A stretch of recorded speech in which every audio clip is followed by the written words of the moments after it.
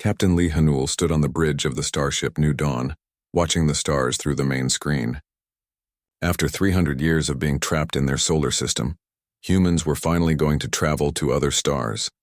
The invisible wall that had kept them locked inside was gone. "Captain, we are getting close to the Alpha Centauri system," said Lieutenant Park Yuna from her station. She was the ship's expert on alien life and ancient history. Her hands moved quickly over the controls as she checked their sensors. "Good. Keep scanning for any signs of life or technology," Hanul replied. He felt excited but also nervous. This was the first time humans had left their home system in almost 3,000 years. Nobody knew what they would find out here. The barrier around Earth had been there for as long as anyone could remember.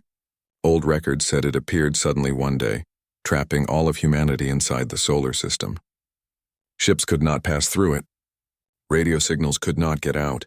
For generations, humans had tried to break free, but nothing worked. Then, 3 weeks ago, the barrier simply disappeared. Scientists on Earth were still trying to figure out why. Admiral Kang Do-hyun had quickly put together this mission to explore beyond their old prison. Hanul was honored to be chosen to lead humanity's first steps into the galaxy. "Captain, I'm picking up something strange," Yuna said, her voice tense. "There's a large structure near Proxima Centauri. It looks artificial." Hanul leaned forward in his chair. "Show me." The main screen changed to show a massive space station orbiting the small red star. It was clearly not human-made. The design was smooth and curved, unlike anything humans had ever built. Strange symbols covered its surface. "It's been watching us," Yuna whispered. "Captain, that station has been pointed toward our solar system this whole time. Someone has been keeping an eye on Earth." Before Hanul could respond, his communications officer called out, "Captain, we're getting a signal from the station." "They're trying to contact us. Put it through," Hanul ordered. The screen flickered and an alien face appeared. The creature had gray skin, large dark eyes, and no hair. Its mouth moved, but the words that came out were in a language humans had never heard before. "Translation systems are working," the communications officer reported. "The signal is coming through now." The alien's voice became clear. "Unknown vessels, please identify yourselves. This is Monitor Station 7 of the Galactic Hegemony. You have entered restricted space." Hanul stepped forward. "This is Captain Lee Hanul of the Earthship New Dawn. We are explorers from the planet Earth. We come in peace." The alien's large eyes grew even wider. Its face went pale. "Earth?" it whispered. "You said Earth? That's impossible. The sealed ones cannot escape. The barrier should hold for another 1,000 years. The barrier is gone," Hanul said simply. "We are free to travel the stars again." The alien creature began shaking. It turned away from the screen and started speaking rapidly to others in the background. Hanul could hear panic in their voices even through the translation. "Captain," Yuna said quietly, "they're scared of us." "Why would they be scared of humans?" The alien turned back to the screen. Please do not move closer to our station. We surrender. We will not resist. Please show mercy." Hanul was confused. "Surrender?" "We're not attacking you. We just want to talk." "You are the sealed ones," the alien said, its voice shaking. "The records say you were contained for the safety of all. We are just monitors. We have families. Please do not hurt us, and we won't hurt anyone," Hanul promised.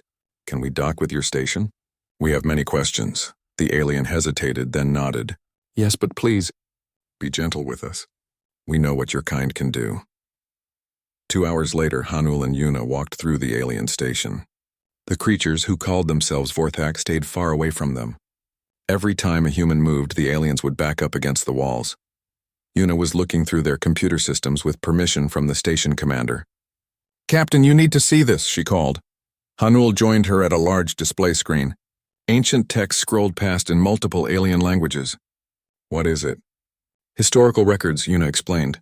"According to this, Earth was sealed 3,000 years ago after something called the Great Catastrophe. But Captain, it wasn't sealed to keep others out." "What do you mean?" Yuna's face was pale as she read more. "It was sealed to keep us in. According to these files, humans were considered so dangerous that the entire galaxy worked together to trap us on Earth." The station commander, a Vorthak named Veltar, approached carefully. "The records are incomplete," he said. "Most files about the sealed ones were destroyed or hidden. But we know that your people once brought chaos to many worlds. That is why the barrier was built." "What kind of chaos?" Hanul asked. We do not know the details, Veltar admitted. Only that wherever humans went, everything changed. Old ways were destroyed. Order was lost. Many feared that if humans were allowed to spread freely, our entire civilization would collapse. Yuna looked at more files. Captain, there are references to something called the human effect. It seems that wherever our people went, other species started acting differently, more unpredictable. The galaxy has been peaceful since the sealing, Veltar said. For 3,000 years we have had order and stability, but now you are free again. He looked at them with fear. The Galactic Council must be informed immediately. They will decide what to do. Hanul felt a chill run down his spine. What will they decide? Veltar was quiet for a long moment. I do not know. But Captain, you should know that many in the galaxy would prefer that humans had stayed sealed forever. As they prepared to leave the station, Yuna pulled Hanul aside. Captain, I found something else in their files. There are hints about what really happened 3,000 years ago. The humans who were sealed. They weren't conquerors or destroyers, then what were they? Yuna looked worried. They were teachers. And apparently, that was the most dangerous thing they could be. The New Dawn left the monitor station and headed back toward Earth. Behind them, the Vorthak sent urgent messages across the galaxy. The news spread quickly from world to world. The sealed ones had escaped. Humanity was free. In council chambers and military headquarters across dozens of star systems, leaders gathered for emergency meetings. Some called for immediate action to contain the human threat. Others argued that 3,000 years was long enough, but all of them remembered the old stories. They remembered why their ancestors had been so afraid of a small group of humans that they had built an unbreakable prison around an entire star system. The galaxy was about to remember why humans had been sealed away, and many feared that this time, no barrier would be strong enough to stop them. The emergency signal reached Nexus Prime just 6 hours after the New Dawn left Monitor Station 7. The massive planet was home to the Galactic Council, where representatives from 300 different worlds made decisions for trillions of beings across the galaxy. Chancellor Vextar was in the middle of reviewing trade agreements when his aide burst into his office. The young Nexari's blue skin was pale with worry. Chancellor, we have received a Priority 1 alert from the Sol System monitoring station, the aide said, his voice shaking. Vextar looked up from his work. In his 40 years as Chancellor, he had never heard of a Priority 1 alert. Such signals were only used for the greatest emergencies. What is the nature of this alert? The barrier around Earth has failed, sir. The sealed ones have escaped. The documents in Vextar's hands fell to the floor. For a moment he could not speak. Then he stood up quickly, his tall frame towering over his aide. Are you certain? Yes, sir. A human ship has already made contact with Monitor Station 7. They are calling themselves explorers and claim they come in peace. Vextar's mind raced. This was the scenario that every galactic leader had been trained to handle, but none had ever expected it to happen. The sealing had been perfect. It should have lasted forever. Contact General Korthek immediately, Vextar ordered. Then send emergency summons to all council members. We meet in 1 hour. As his aide rushed out, Vextar walked to his window and looked out at the sprawling city below. Nexus Prime was the crown jewel of galactic civilization. Millions of beings from hundreds of species lived and worked together in perfect harmony. Everything was ordered, planned, and peaceful. Soon all of that might change. 1 hour later, the great council chamber was filled with representatives from across the galaxy. The air was thick with tension as beings whispered to each other in dozens of languages. At the center of the room sat Archivist Prime Zelnoth, the ancient keeper of forbidden knowledge. Vextar called for silence. Fellow counselors, we face a crisis that our ancestors hoped would never come. The barrier around the Sol system has failed. Humanity is free. A wave of shocked voices filled the chamber. Many of the younger representatives looked confused, but the older ones understood immediately. They had all heard the stories. General Korthek, a massive warrior from the Krellian Empire, stood up. His forearms gestured angrily as he spoke. Chancellor, we must act immediately. Send the fleet to Earth and restore the barrier before these humans can spread. And how do you suggest we do that, General? Asked Counselor Mirashin, an elderly diplomat from the Outer Rim. The barrier took the combined effort of 300 worlds to create. It cannot simply be rebuilt. Vextar raised his hand for quiet. Before we discuss action, we must remember why the barrier was built. Archivist Zelnoth, please share what the records tell us. The ancient archivist rose slowly. His species lived for thousands of years, and Zelnoth was old even by their standards. He had been alive when the last humans were sealed away. 3,000 years ago, Zelnoth began, his voice carrying across the silent chamber. A human colony ship called Pioneer's Hope crashed on the world of Kepler 442b. The ship carried 50,000 humans who had been traveling from their home world. The archivist activated a holographic display showing an image of the crashed ship. At first we thought they were just another primitive species. The crash had destroyed most of their technology. They were stranded on a harsh world with limited resources. But something unexpected happened. Zelnoth continued. These humans did not simply survive. They thrived. Within one generation, they had adapted to the hostile environment in ways that should have been impossible. The display showed images of human settlements growing across the alien world. Their leader was a man named Nam Seokjin. Under his guidance, the humans began to build a new civilization. But it was unlike anything we had ever seen. Counselor Tethak from the mineral world spoke up. What made them so different? They refused to accept limitations, Zelnoth replied. When faced with a problem that had no known solution, they would simply create a new solution. When told something was impossible, they would prove it was possible. The archivist changed the display to show charts and graphs. Within 50 years, the humans had developed technologies that our best scientists said could not work. They had solved agricultural problems that had puzzled us for centuries.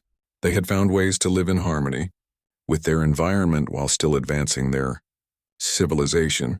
That doesn't sound dangerous, said a young counselor.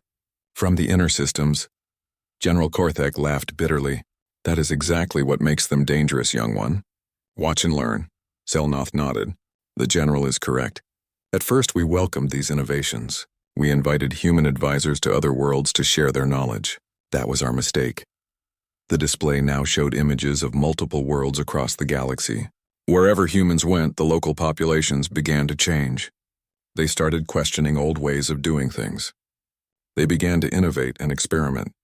Workers demanded better conditions. Citizens challenged their governments. The humans did not force these changes, Zelnoth explained. They simply existed. Their very presence inspired others to believe that improvement was possible. Vexitar remembered reading about those times in restricted historical files. The Great Disruption, he said quietly. Yes, Zelnoth confirmed. Within 100 years, over 50 worlds had experienced major social upheavals. Governments fell. Ancient traditions were abandoned. The careful balance that had kept our galaxy peaceful for millennia began to collapse. General Korthek stood again. My people fought in the consolidation wars that followed.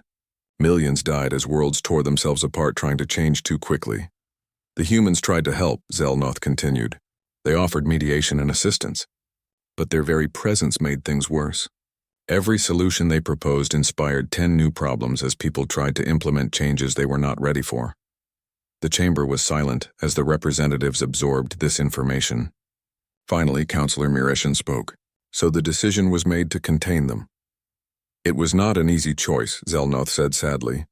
The humans were not evil. In fact, they were remarkably peaceful and generous. But they represented a fundamental threat to galactic stability. What kind of threat? Asked the young counselor. Hope, Vextar answered. They gave people hope that things could be better. And hope, my young friend, is the most dangerous force in the universe.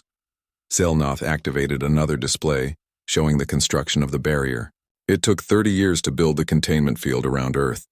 Every major civilization contributed resources and technology. The humans fought against it, of course, but even they could not overcome the combined might of the entire galaxy. How did we convince them to accept the barrier? General Korthek asked.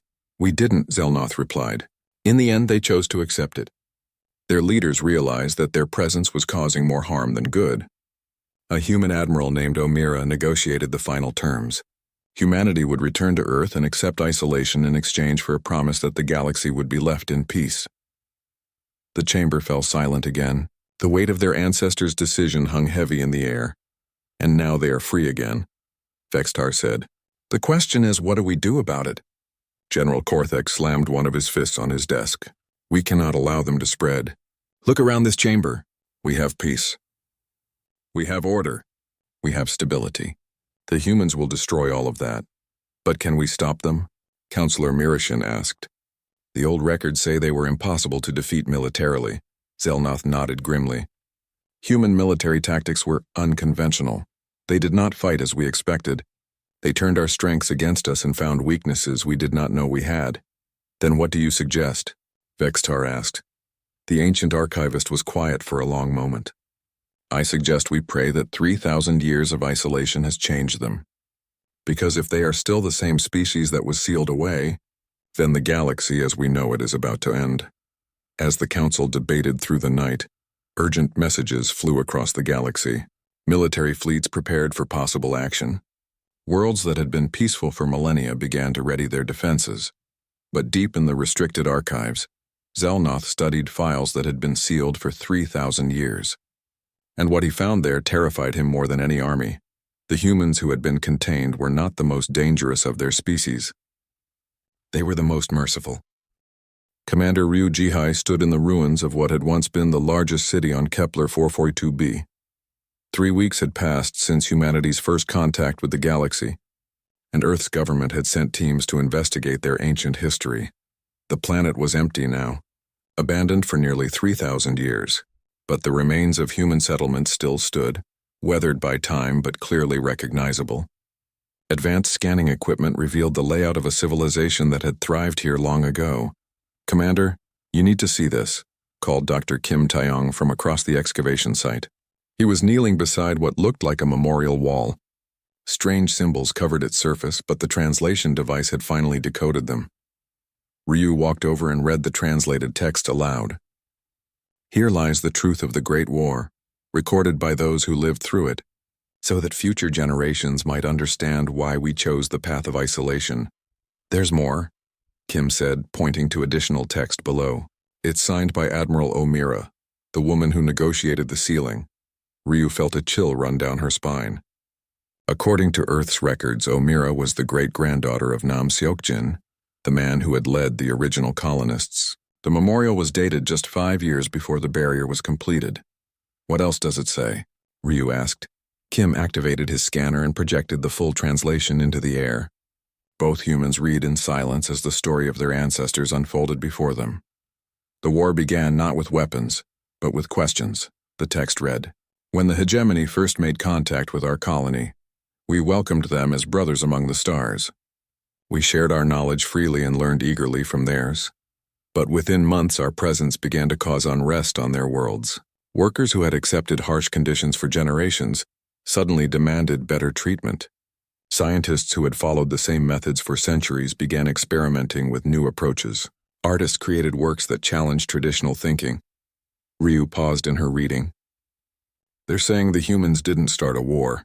They started a revolution just by existing. Kim nodded grimly. Keep reading. It gets worse. The memorial continued. The hegemony leaders demanded that we stop influencing their people. But we were not trying to influence anyone. We simply lived as we always had, solving problems as they arose and improving our circumstances when possible. When the hegemony threatened to remove us from our worlds, we tried to negotiate, but they had already decided that we were too dangerous to exist freely. The first attack came without warning. Ryu activated her own scanner and searched for more evidence. The ruins around them told a story of a civilization that had been preparing for war while hoping for peace. Commander, Kim called from another building. I've found a data storage facility. The power systems are still partially functional. They spent the next hour carefully extracting information from the ancient computers. What they found was a complete record of the war from the human perspective, including tactical analyses and strategic reports. This is incredible, Ryu whispered as she reviewed the files. Look at these battle records. The hegemony sent massive fleets against human settlements, but they almost never won. The tactical reports painted a picture of a conflict unlike anything in galactic history. Human forces were vastly outnumbered and outgunned, but they consistently achieved victory through methods that seemed impossible. In one battle, a single human ship had defeated an entire hegemony squadron, by transmitting a signal that caused the enemy vessels to shut down their own weapon systems. The humans had somehow convinced the hegemony crews that they were attacking friendly forces. In another engagement, human ground forces had captured a fortified position by simply walking up to it. They had sent negotiators who spoke to the defenders about their families and their hopes for the future. By the end of the conversation, the hegemony soldiers had decided to surrender rather than fight. They weren't using superior technology, Kim observed. They were using psychology. More than that, Ryu replied, studying another report. They were using empathy. Look at this after-action report. Instead of taking prisoners, the humans treated captured hegemony forces as guests. They fed them better food than they had been getting in their own military. They provided medical care for injured enemies. They sent captured soldiers home with gifts for their families. The most disturbing file they found was a strategic analysis written by Nam Seok-jin himself. In it, he outlined the human approach to warfare. We do not seek to defeat our enemies through force. Instead, we seek to understand why they fight and address their underlying concerns. A soldier who fights because he is ordered to can be defeated by questioning the wisdom of those orders. A leader who fights to protect his people can be defeated by showing him a better way to protect them. We have learned that every hegemony species has the same basic desires: safety, prosperity, and meaning. Their current system provides these things for some, but not for all. By demonstrating that better solutions exist, we can convince entire populations that change is possible. Our greatest weapon is not any technology or tactic. It is the simple belief that things can be better. Kim sat down heavily on a piece of rubble. Do you understand what this means? Our ancestors didn't fight a war. They fought a conversion campaign. Ryu continued reading through the files, and it was working. Look at these intelligence reports. By the end of the war, over 200 hegemony worlds had populations demanding reform. Millions of aliens were questioning their governments and their social systems. The hegemony wasn't fighting to defeat humanity, Kim realized. They were fighting to save their civilization from transformation. The final entries in the database were personal logs from Admiral O'Meara, recorded during the negotiations that led to the sealing. Her words painted a picture of the impossible choice that faced humanity's leaders. We could win this war, one entry read. Our analysts estimate that within 50 more years, the majority of the galaxy would be demanding the same freedoms and opportunities that we take for granted. The hegemony system would collapse and a new order would emerge. But at what cost? Already, the disruption we have caused has led to civil wars on dozens of worlds. Millions have died in conflicts that began because our presence inspired them to demand change too quickly. We came to the stars seeking new homes and new friends. Instead, we have become a plague that spreads revolution wherever we go. The galaxy is not ready for the changes we represent. The final entry was dated just one day before the sealing began. We have made our choice. Humanity will accept isolation rather than continue to cause chaos among our galactic neighbors. We will return to Earth and wait for the galaxy to mature enough to handle our presence. But we do this not as a defeat, but as an act of mercy. We could force our way of thinking on the galaxy, but that would make us no better than the tyrants we seek to replace. True freedom cannot be imposed from outside. It must be chosen from within. Perhaps in time the galaxy will choose to embrace change. When that day comes, the barrier around Earth will fall, and we will join our neighbors among the stars as equals. Ryu and Kim stood in silence among the ruins, absorbing the weight of their discovery. Around them lay the remains of a civilization that had voluntarily chosen exile rather than conquest. They could have won, Kim said quietly. Our ancestors could have taken over the entire galaxy. But they chose not to, Ryu replied. They chose to give the galaxy time to grow. As they prepared to leave the planet, Ryu uploaded a summary of their findings to Earth Command. The message would take months to reach home, but its contents would change everything. Humanity had not been defeated and sealed away by a superior force. They had chosen isolation as an act of compassion for a galaxy that was not ready for the changes they represented. The question now was whether 3,000 years had been enough time for that galaxy to mature, and whether humanity was still capable of the same restraint their ancestors had shown.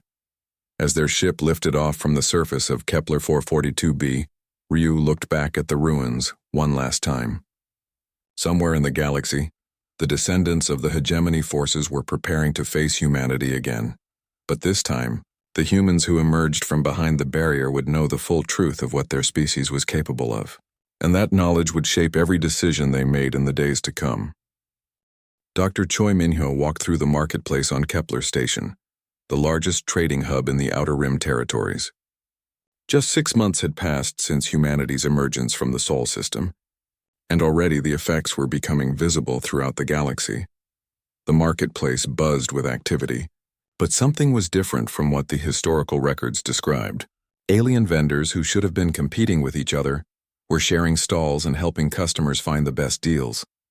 Workers were taking regular breaks instead of laboring for endless hours. Most surprisingly, several species were experimenting with new forms of art and music that had never existed before. "It's happening again," Minho said into his recording device. As Earth's lead sociologist studying galactic civilization, he had been sent to observe how human presence was affecting alien societies. The same patterns our ancestors described are emerging, but faster this time. He stopped at a food stall run by a Zephyrian family. The gray-skinned aliens had traditionally been known for their strict adherence to ancient recipes passed down through generations. But the menu board showed several dishes marked as experimental fusion cuisine. "These are new recipes?" Minho asked the vendor, a middle-aged Zephyrian named Kolseth. "Yes, honored customer," Kolseth replied, his translator rendering his whistling language into standard galactic. "My daughter has been working with flavor combinations that our ancestors never tried. The results have been most popular with customers." "What inspired her to experiment?" Kolseth paused thoughtfully. 3 months ago, a human visited our station. She was very kind and asked many questions about our food. When I explained that our recipes had not changed in 800 years, she seemed puzzled. She asked, "But what if you could make them even better?" The question stayed with my daughter for days. Minho nodded and made notes. This was the pattern he had been observing across dozens of worlds. Humans were not actively trying to change alien societies. They were simply asking questions that no one had thought to ask before. His communication device beeped with an incoming message from engineer Yang Soo-young, who was working with the technical teams on Nexus Prime. The message was brief but concerning. "Minho, you need to see what's happening here. The hegemony leadership is getting very nervous." 3 days later, Minho arrived at Nexus Prime to find the galactic capital in a state of controlled chaos. Human technical advisors had been invited to help with routine maintenance on the city's infrastructure systems. What should have been simple upgrades had turned into revolutionary improvements. Yang Soo-young met him at the spaceport, her face glowing with excitement. "Minho, you won't believe what we've accomplished. The power grid efficiency is up 40%. The transportation system is running smoother than it has in decades, and the waste processing facilities are now producing more clean water than the entire planet needs." "That sounds wonderful," Minho said carefully, "but I'm guessing the local leadership doesn't see it that way." Yang's smile faded. "They're terrified. We haven't done anything they didn't ask for. But apparently our improvements are making their own engineers look incompetent. The workers who helped us are demanding to know why these upgrades weren't implemented centuries ago." As they walked through the city, Minho could see the tension in the air. Groups of aliens gathered on street corners, talking animatedly about the changes happening around them. Security forces patrolled more frequently than usual, and government buildings had increased their defensive measures. "It's not just the technical improvements," Yang continued. "Our presence here has started conversations that the hegemony has been trying to avoid for centuries." They stopped at a construction site where human and alien workers were building new housing units together. The alien workers were using traditional methods that took weeks to complete each unit. The humans had suggested minor modifications that could cut the construction time to just days. "But that's not the problem," Yang explained. "The problem is that now the workers are asking why they've been using the slow methods for so long. They're questioning whether other aspects of their society might also be inefficient." Minho watched as a group of young Nexari engineers argued with their supervisor about implementing the human modifications across all construction projects. The supervisor kept saying that proper procedures required approval from multiple government departments, a process that could take years. "Why do the procedures take so long?" one of the engineers asked. The humans have shown that these improvements are safe and effective. Why can't we start using them immediately? The supervisor had no good answer, which only made the engineers more frustrated. This is exactly what happened 3,000 years ago, Minho realized. We're not trying to cause problems, but our very existence raises questions that threaten the stability of their system. Yang nodded grimly. And it's spreading. I've been in contact with human teams on over 50 worlds. The pattern is the same everywhere. We arrive, we help with specific problems, and suddenly the local population start questioning everything. Their conversation was interrupted by the arrival of Premier Wolthak, the elected leader of a mid-rim world called Tethys Prime. The tall, bird-like alien approached them with obvious urgency. Dr. Yang. Dr. Choi, I must speak with you, Wolthak said, his translator struggling with the rapid clicks and whistles of his language. My world is on the verge of revolution, and it is because of your people. Yang looked concerned. What happened? We sent only a small cultural exchange team to Tethys Prime. That is exactly the problem, Wolthak replied. Your team did nothing but ask questions and offer suggestions. But now my people are demanding immediate changes to our government, our economy, and our social structure. Minho gestured to a nearby cafe where they could speak privately. Once seated, Wolthak explained the situation on his world. For generations, my people have accepted that resources are limited and that not everyone can have access to advanced education or healthcare. We have a fair system for distributing what is available based on social contribution scores. That sounds reasonable, Yang said. It was reasonable, Wolthak agreed, until your cultural team pointed out that we have enough resources to provide education and healthcare to everyone. They showed us efficiency improvements that could increase our planetary production by 60%. Suddenly, our fair rationing system looks like artificial scarcity. We didn't mean to cause problems, Minho said. I know, Wolthak replied sadly, but the damage is done. Half of my population now believes that our government has been deliberately keeping them in poverty. The other half thinks the changes you suggest are too dangerous to implement quickly. We are on the edge of civil war. Yang leaned forward. What do you want us to do? Leave, Wolthak said bluntly. Take your people and leave before my world tears itself apart. But even as he said it, the Premier's expression suggested he knew it was too late. The ideas were already spreading, and ideas could not be contained by barriers or distance. Premier, Minho said gently, what if there was a way to implement these changes gradually, to give your people time to adjust while still moving toward improvement? Wolthak looked interested despite himself. You would help us manage the transition? If you want us to, Yang replied. That's what we've been trying to do on other worlds. But the hegemony leadership keeps telling us to stop interfering. The hegemony leadership is afraid, Wolthak said. They know that if worlds like mine successfully reform, other worlds will demand the same changes. Eventually, the entire galactic order will have to transform. Minho realized they had reached the heart of the problem. This isn't really about individual worlds or specific improvements. It's about whether the galaxy is ready for fundamental change. And if it's not? Yang asked. Wolthak was quiet for a long moment. Then we will have civil wars on hundreds of worlds as populations fight over how quickly to implement the improvements you have shown are possible. As they parted ways, Minho and Yang walked back through the city of Nexus Prime. Around them, the capital of galactic civilization continued its daily routine, but both humans could feel the undercurrent of tension. We're facing the same choice our ancestors did, Yang said quietly. We can continue helping these people improve their lives, knowing it will destabilize their entire civilization. Or we can withdraw and let them continue living in artificial limitations. There's a third option, Minho replied. We can find a way to help the galaxy change at its own pace instead of forcing rapid transformation. Do you think that's possible? Minho looked around at the bustling alien city, then up at the stars visible through the atmospheric dome. Somewhere out there, other human teams were having similar conversations on dozens of worlds. I don't know, he admitted, but I think we have to try.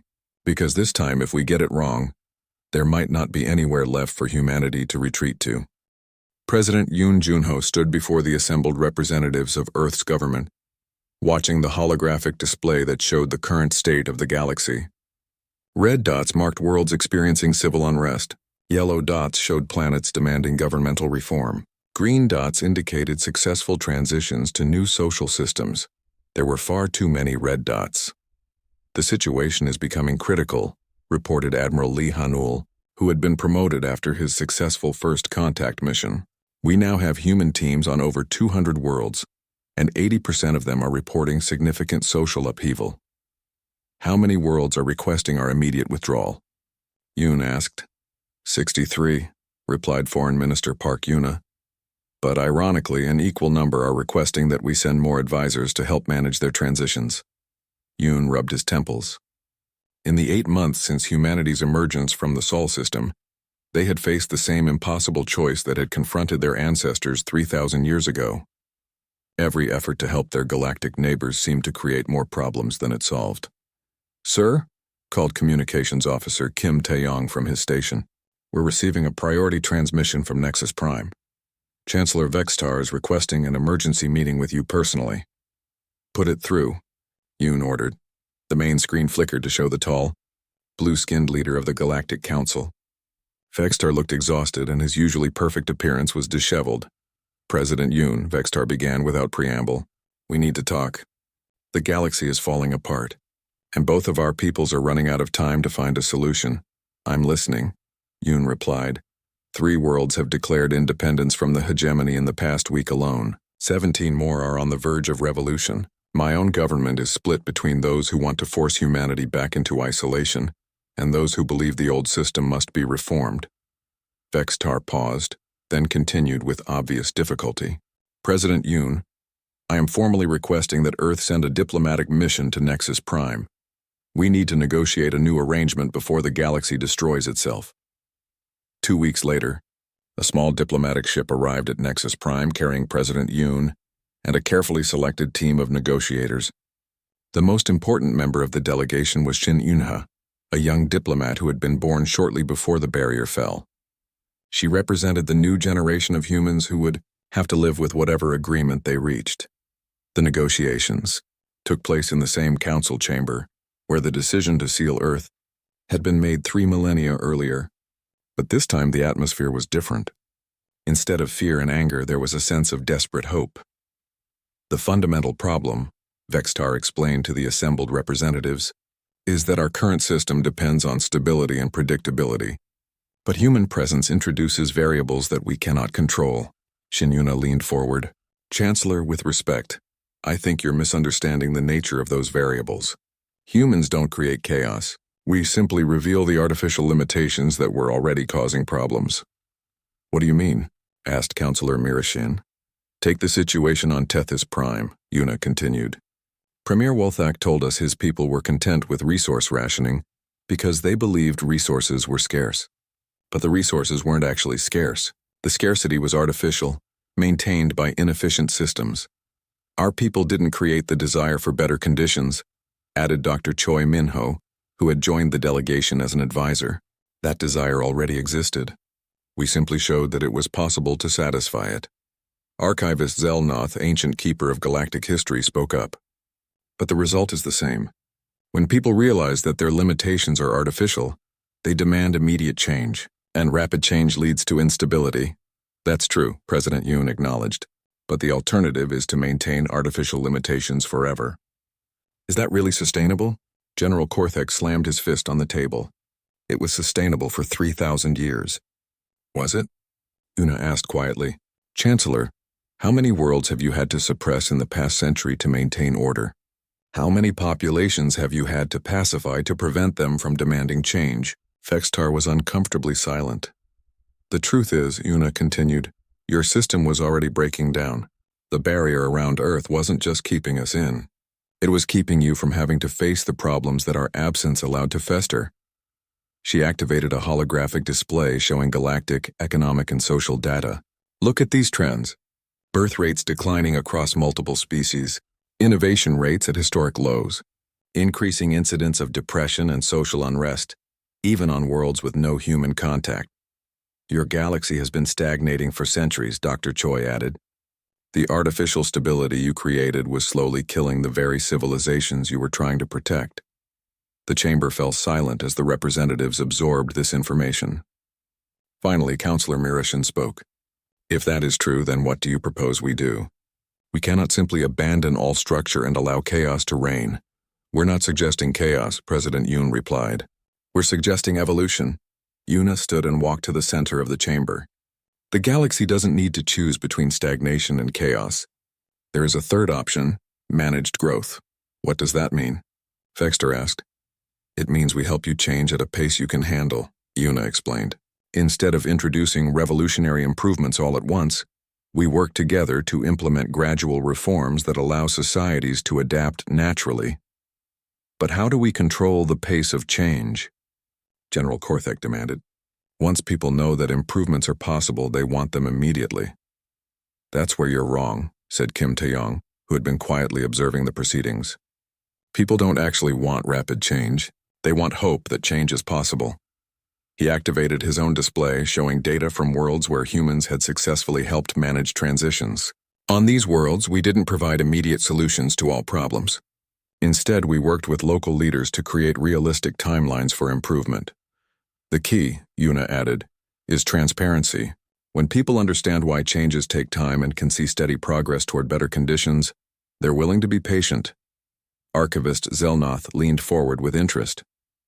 You are suggesting a fundamental change in how we govern the galaxy. Yes, President Yoon confirmed. We're suggesting that instead of maintaining artificial limitations, you actively work to remove real limitations over time. And humans would help with this process? Vexter asked. If you want us to, Yuna replied, but not as rulers or conquerors, as partners and advisors. The negotiations continued for 3 days as representatives hammered out the details of a new galactic arrangement. The final agreement was unlike anything in galactic history. The hegemony would be dissolved and replaced with a federation of independent worlds. Each planet would have the right to determine its own rate of social and technological advancement, with humans providing assistance and advice to those who requested it. Instead of enforcing uniformity across the galaxy, the new system would encourage diversity and experimentation. Worlds that wanted to maintain traditional ways of life could do so, while those seeking rapid modernization could pursue it with human help. Most importantly, the agreement established the principle that artificial limitations on any world's development would be considered a violation of galactic law. This is a remarkable proposal, Vextar said on the final day of negotiations. But I must ask, how do we know that humanity will not eventually seek to dominate this new federation? Yuna smiled. Because domination is the opposite of what we actually want. Our ancestors could have conquered the galaxy 3,000 years ago, but they chose exile instead. We could try to impose our will now, but that would defeat the entire purpose. What is the purpose? Counselor Mirashin asked. To help everyone reach their full potential, Yuna replied simply. Humans thrive when we're surrounded by other thriving civilizations. We have no interest in ruling over stagnant populations. And if some worlds choose to reject human assistance entirely, then that's their choice, President Yoon said firmly. The whole point is that every world gets to choose its own path. The agreement was signed 3 days later in the same chamber where Earth had been sealed 3 millennia before. As representatives from across the galaxy added their signatures to the historic document, Shin Yuna reflected on how much had changed. Archivist Zelnoth, she said to the ancient keeper of records, do you think our ancestors would approve of this agreement? The old being considered her question carefully. I believe they would be proud that you found a better solution than the one they were forced to accept. As the Earth delegation prepared to return home, Vextar approached President Yoon privately. There is something you should know, the Chancellor said. The barrier around Earth was not maintained by our technology alone. What do you mean? It required cooperation from both sides. For 3,000 years, humans on Earth could have broken free if they had truly wanted to. The barrier held because your people chose to honor the agreement their ancestors made. Yoon was stunned. You're saying we could have left at any time? The barrier fell when it did because humanity collectively decided that the galaxy was finally ready for your return.